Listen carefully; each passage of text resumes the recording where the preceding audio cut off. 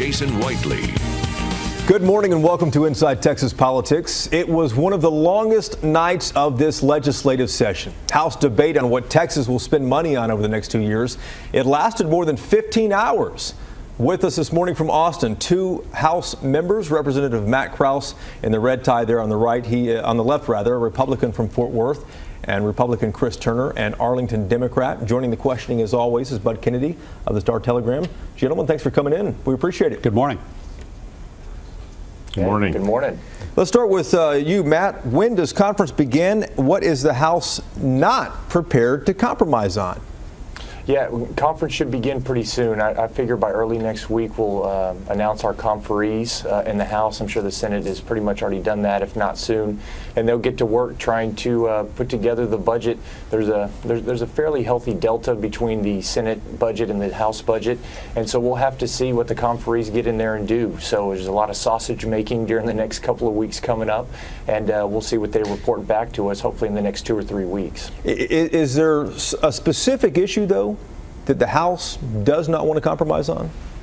Well, I think everything's on the table when you get to conference, especially in a lean budget cycle like this one. But I think the House has made it pretty clear that they want to use the ESF or the rainy day fund to cover some certain expenses. And the Senate has pretty loudly said we do not want to dip into the rainy day fund, like Greg Abbott said as well in his State of the State. So I think there will be some heavy discussion on that part. Do we dip into the rainy day fund or do we not? And if we don't, how do we finalize the budget in place of that? And Chris, we'll get into the rainy day fund a little more in a moment, but what should not be on the table? Well, I think there are a number of key differences between the House and the Senate budget. First off, I think the House took some very positive steps yesterday that I'm very proud that the Democrats in the House led to make this budget a better budget.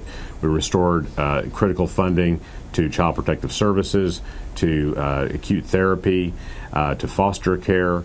And I think the headline item is that the House, again on a Democratic amendment, but with bipartisan support, sent a strong message that we're not going to adopt a private school voucher scheme that would take money from our public schools. And that's obviously a key difference with the Senate, as they've already passed a voucher bill.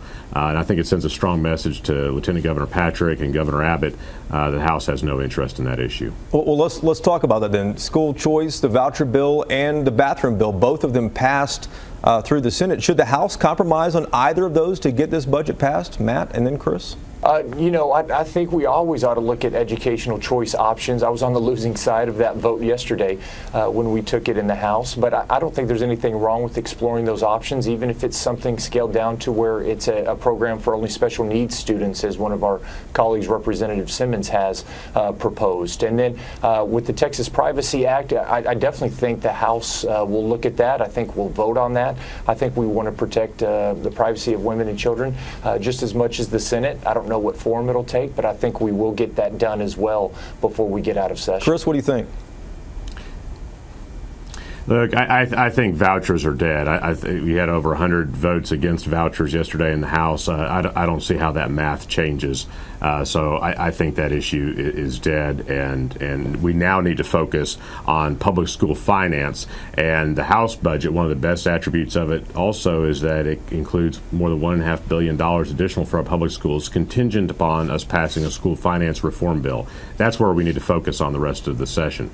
As to this so-called bathroom issue, I got to tell you, I don't detect a great interest in the House in taking that up. Certainly, Democrats are completely opposed to this unnecessary law. And the fact is, we have plenty of protections in place to protect people's privacy and guard against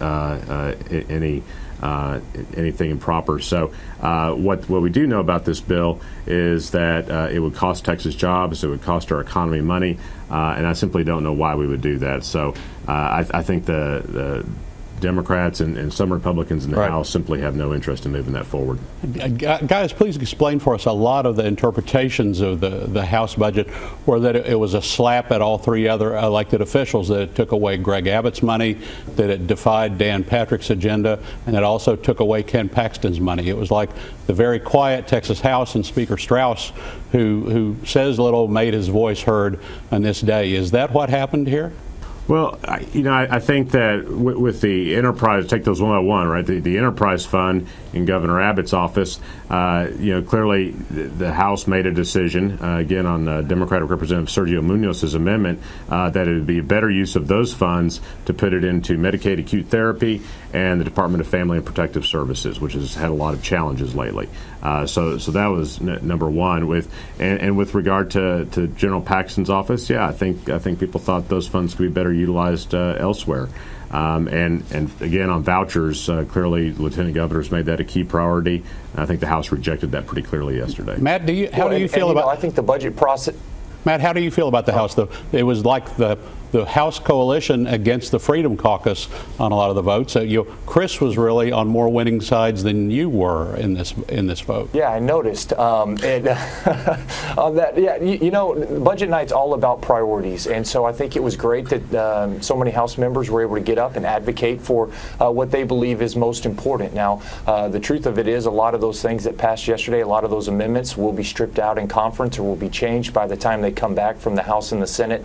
So I don't think it was necessarily taking swipes at Lieutenant Governor, and AG. It was just those priority debates that we had, and we'll come to a consensus in a couple of weeks. And when that comes in, I don't think any of those three are going to be worse off. Final moments here, too, for you, Chris. We just heard, Bud's comment about how you were on more winning sides than Matt was for the actual House debate on the budget. Final thoughts, though, real quick. Democrats are on the minority party. What can you guys point to as a win, and what do you think will actually stand up as a win? Sure. Well, I think that we clearly won on increasing funding for Medicaid therapy, which had been cut 2 years ago. We won on increasing funding for Child Protective Services and the Department of Family Protective Services. And that was a key priority for Democrats all session long. And we won on vouchers. And by defeating the idea of vouchers, by passing that amendment to say we wouldn't spend any money on the voucher scheme. Those were key Democratic victories yesterday that I'm very proud of our Democratic caucus of making. And we're going to work to keep those in the budget. Matt, quickly, you got Planned Parenthood defunded. Is that a victory? Yeah, I think it's a victory insofar that it's a nonprofit organization that gets a lot of donor money, and the taxpayers don't need to be subsidizing that. So I think that was big. Getting $20 million into alternative for abortion programs around the state for the next biennium, I think was also a huge win for the Republicans and the pro-life members in the House. So I think there were a lot of victories. Border funding stayed where it needed to stay from where the House budget was. So I think, again, we were able to show what our priorities were. Show that Texas is open for business and ready to move forward ahead along with that Texas economic miracle. So I think there were great wins for the Republican side as well. All right. Matt Krause and Chris Turner, thank you guys very much. Congratulations. We'll wait and see what survives and what does not in the conference committee between the two chambers. Thank you, guys.